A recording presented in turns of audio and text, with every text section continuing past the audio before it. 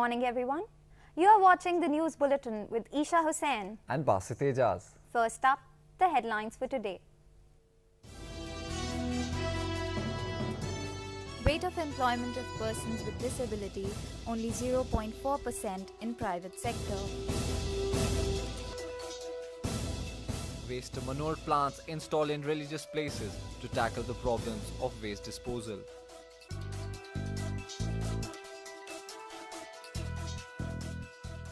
Rohingya women in Kalindi Kunj refugee camp aim to rebuild their lives.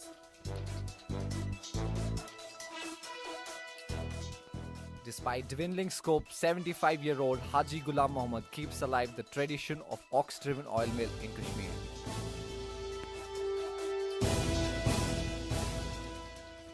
Taapsee Pannu, Rishi Kapoor and director Anubhav Sinha promote their movie Mulk in the national capital. Sports news: Khabib defeats Conor McGregor to retain the title before Mayhem Mars UFC 229. Now the news in detail. The discrimination against persons with disability is quite discernible in India. Although the Supreme Court of India, in a landmark judgment in 2013, declared that persons with disabilities must be appointed for all categories of jobs in central and state institutions, the lack of the same in private corporations is adding to the woes of unemployed persons with disability. Jahangir Alam is a 26-year-old master's scholar from Jamia Millia Islamia.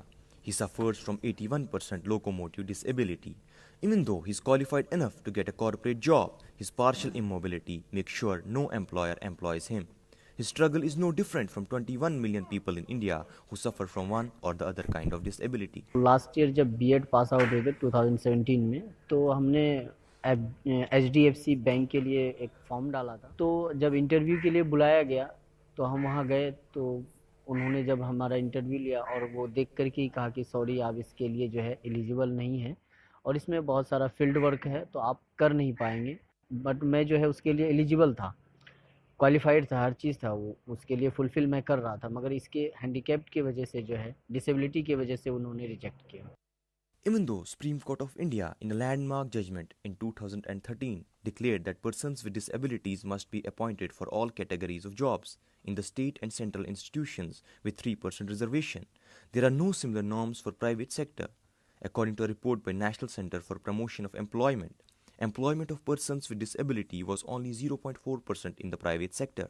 Also, 28.57% of the companies don't employ any person with disability at all. However, many MNCs like Carousel and Jubilant Foodworks claim to provide a specific quota and considerations to the people with disabilities. All these gentlemen are the part of our payroll. They are not on some corporate social responsibility or some agency's payroll. They are working on Jubilant Foodworks payroll. They are full-fledged employed. They are entitled to have all the benefits the way I am getting all the benefits, or my CEO gets the benefit. Be it bonus, leave encashment, gratuity, insurance, everything they are covered in. Even though many MNCs claim to provide jobs to persons with disabilities, absence of a state policy even in the national capital reflects the seriousness of authorities. When we talked to Delhi Social Welfare Minister Rajinder Pal Gautam on the issue, this is what he had to say. ये तो बहुत ही unfortunate है कि जो private companies हैं वो पूरी तरह बेलगाम हैं. अपनी मनमर्जी से वो लोग वहाँ अपॉइंटमेंट करते हैं और सारा भाई भतीजावाद होता है. दुख की बात यह है कि सरकारी विभागों में भी पिछली सरकारों ने धीरे धीरे करके ठेकेदारी प्रथा लागू की और जहाँ जहाँ ठेकेदारी प्रथा लागू हो गई वहाँ डिसेबल्ड के लिए भी, SC ST के लिए भी, OBC के लिए भी, सबके लिए रास्ते लगभग बंद हो गए हैं. और हम दिल्ली की सरकार इस दिशा में काम कर रही है कि हम उस क्षेत्र में भी रिजर्वेशन को लागू करें. With discrimination in jobs quite discernible, people like Jahangir Alam continue to struggle in their quest to lead a normal life. The absence of state policy further aggravates the problem. This is Hanan Zafar with the crew reporting for The Converge. Many places of worship generate tons of flowers daily with no proper disposal system. However, as a step towards waste management, temples in Delhi are introducing different mechanisms to tackle such waste. Jandewala temple in the city has installed machines to produce compost from floral waste.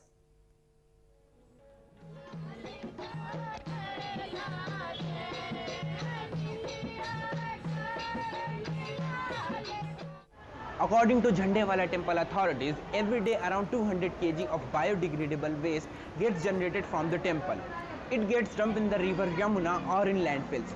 To tackle this problem, composting machine has been installed in 8 religious places across Delhi, which converts biodegradable waste produced to manure.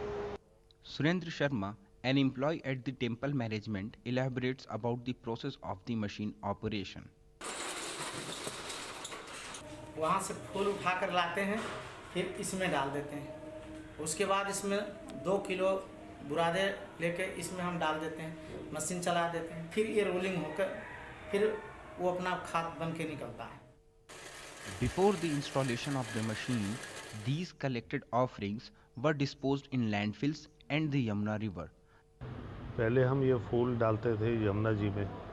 जब यमुना जी में ये ban हो गया तो हमने 1-2 गौशालाओं में जहाँ खाद बनती थी तो वहाँ भेजा, तो वहाँ पता लगा कि वो भी इसको ध्यान नहीं दे रहे इसके ऊपर. जब हम गौशालाओं को भेजते तो हमारे पास 5-7 हज़ार रुपये महीने का खर्चा पड़ता था इसको भिजवाने का. Religious places across the city are adopting this method of dealing with the waste. Recently, a donation of this machine was also made to ISKCON temple at east of Kailash by Angelic Foundation. I don't have the funds to provide the entire city's temples and religious spaces and gurudwaras and mosques with this biodegradable machine. But yes, we can set up examples and we can set up successful solutions and motivate people that please come and write into us. We're happy to become your knowledge partners and we are happy to help you set up such projects. Delhi has a total of 7 dumping yards which are overflowing with waste. The foundation has plans to extend and replicate this model to many more places of worship and introduce a comprehensive plan for the same. However, this requires cooperation from the concerned authorities. Government agencies must try to segregate waste at source and utilize the green waste on the spot. I think it's a beginning and the plan should be to replicate, increase, change laws, tweak with the management issues, and then a composite picture will come forward. As religious places take a lead in the fight to tackle the problem of waste, it becomes imperative on the part of the citizen to join a helping hand as well. The machinery has been set smoothly to transfer waste to manure which gets donated to schools, thus allowing for proper disposal of the generated waste. This is Ahmed Bilal with the crew for The Converge. After fleeing the systematic violence in Myanmar, over 1,000 Rohingya refugees living in Kalindi Kunj camp in Delhi are battling harsh conditions and unfriendly policies of the government. In order to support themselves and their families, many women have taken to learning soft skills with the help of local NGOs. Here is the complete report. हमारा पूरा मोहल्ला को जला दिया था और मेरे गांव वालों हमारा परिवार सब हम वहां से बर्मा से भाग के जान बचा के निकल आया था.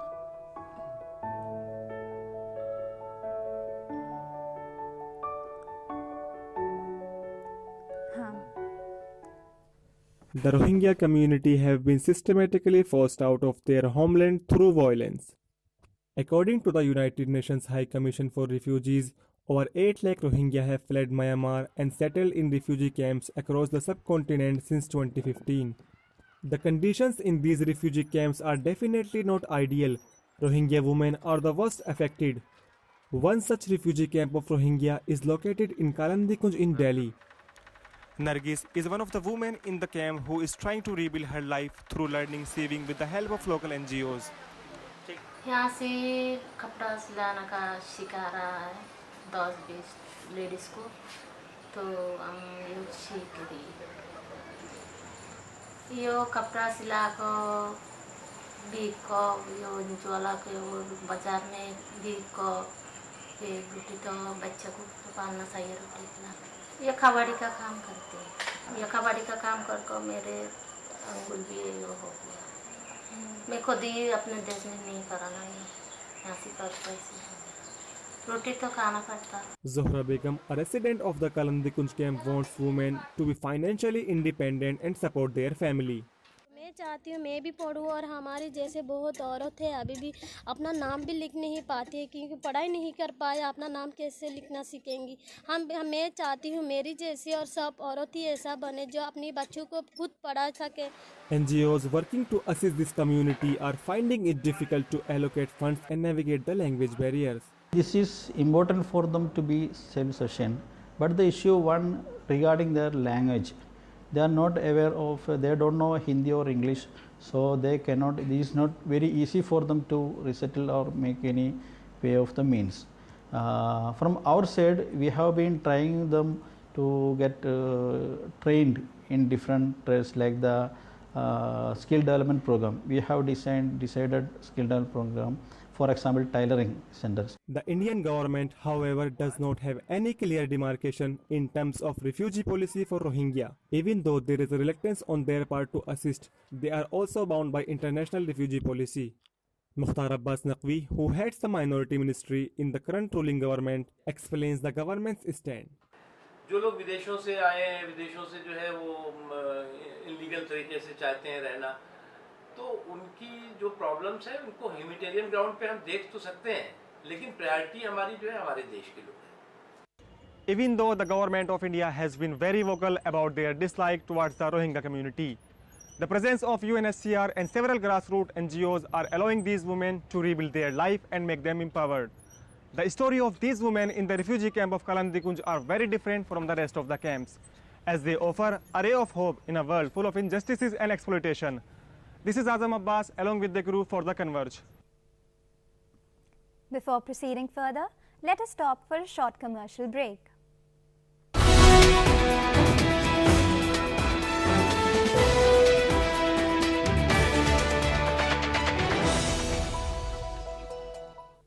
ब्रेकअप के बाद तेरे लिए आइसक्रीम कौन लाया था? मैं। और तू मुझे नहीं बताएगी? I don't know यार। Oh, fashionista Farah doesn't know what's trendy. Impossible. बोलना ऑफिस पार्टी में क्या पहनूं? Babe, you don't need to ask anyone. If it's trendy, it's on Flipkart. Flipkart? That's where I go. But don't tell anyone, okay? Thanks.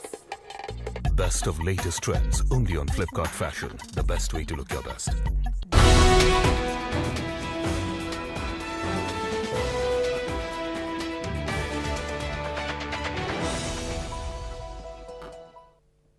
Welcome back to the morning show. Now I'm moving on to some other news.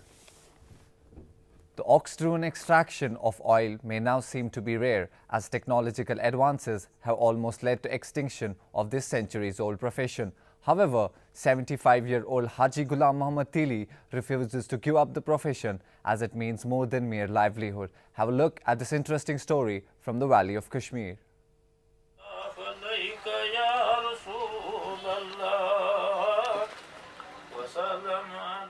75-year-old Ghulam Muhammad Tili runs one of the last traditional ox-driven oil mill called Tilwainwan in Kashmir. For 7 generations, Tili's family has been in the occupation. However, no one among the current generation is ready to take up the profession.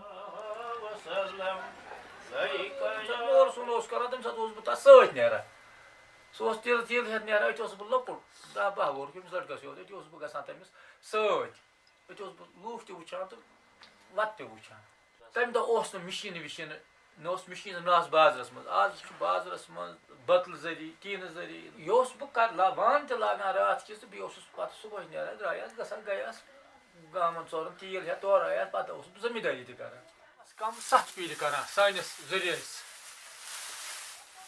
pat os pran gay gozran no os kara at zir pat gay emik akhrajat kam te isu nau puya ayta emo troi अब वो साथ में जो है prone करा सो जीर करा तो ये वो सीमे छान कम शम तगा छान कम कैसे वो ये खुशमत ऐसे प्रोन की सुख यो जीर करा तलाफुत ये तलवई मान सुन आई थावन मैं न्यू वान पत अकुई पोर बनाए तो न्यू पात को तम ये पोर होता जमीन ते तम ये पोर कईम फिल्ट तालीम में ठीक Totai was him nicht. Then you put Korme Pat Shakhand. I just pay the current Pass is budget Shakhand. Then the Jamin Karachi, big was the time for Hajas. Sophisticated machinery and big industrial plants have destroyed scope for small-scale ox-driven oil mills. Ghulam Muhammad now finds it difficult to wake up early and operate the mill. However, he pledges to continue working till his last breath. He is aware with him will perhaps end the art of traditional oil churning in Kashmir. Survey launch of the movie Mulk took place in Delhi's Habitat Centre on Monday. The film, directed by Anubhav Sinha, has stoked a lot of controversies prior to its release and features Taapsee Pannu, Rishi Kapoor, Ashutosh Rana, Neena Gupta and Prateek Babbar.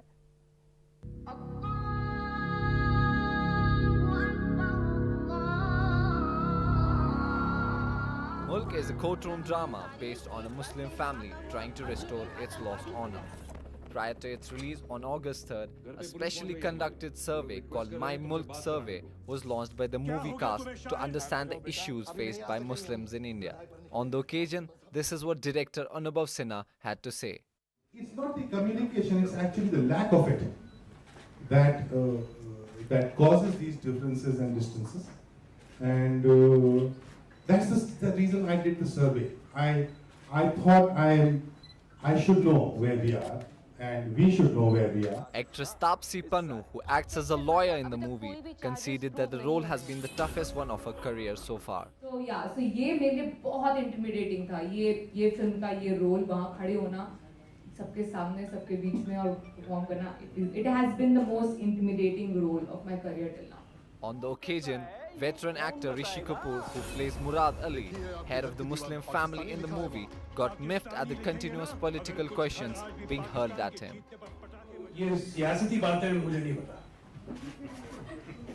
मैं जज्बाती आदमी हूँ, कलाकार हूँ. जो acting के बारे में पूछना वो मुझे पूछिए. सियासी बातें वो जो सियासत चलाते हैं उनसे पूछिए. The film, made at the cost of 22 crores, is set to release on 3rd August.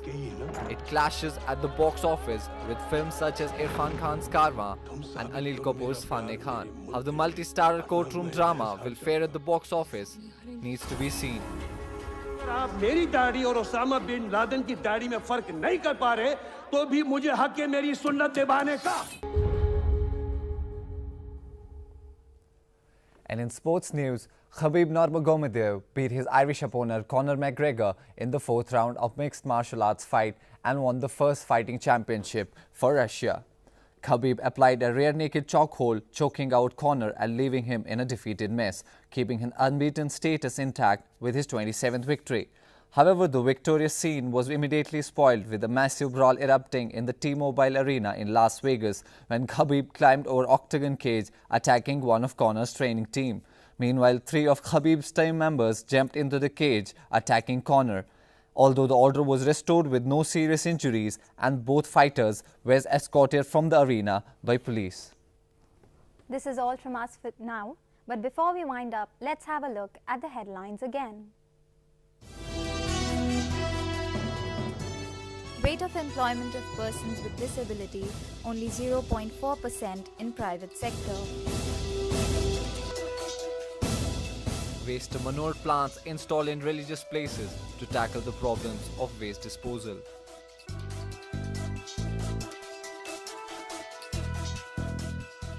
Rohingya women in Kalindi Kunj refugee camp aim to rebuild their lives. Despite dwindling scope, 75-year-old Haji Ghulam Muhammad keeps alive the tradition of ox-driven oil mill in Kashmir.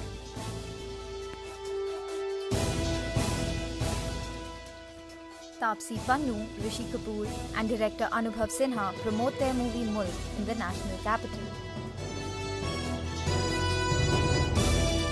And sports news, Khabib defeats Conor McGregor to retain the title before Mayhem Mars UFC 229. This is the news bulletin for today. Thanks for tuning in.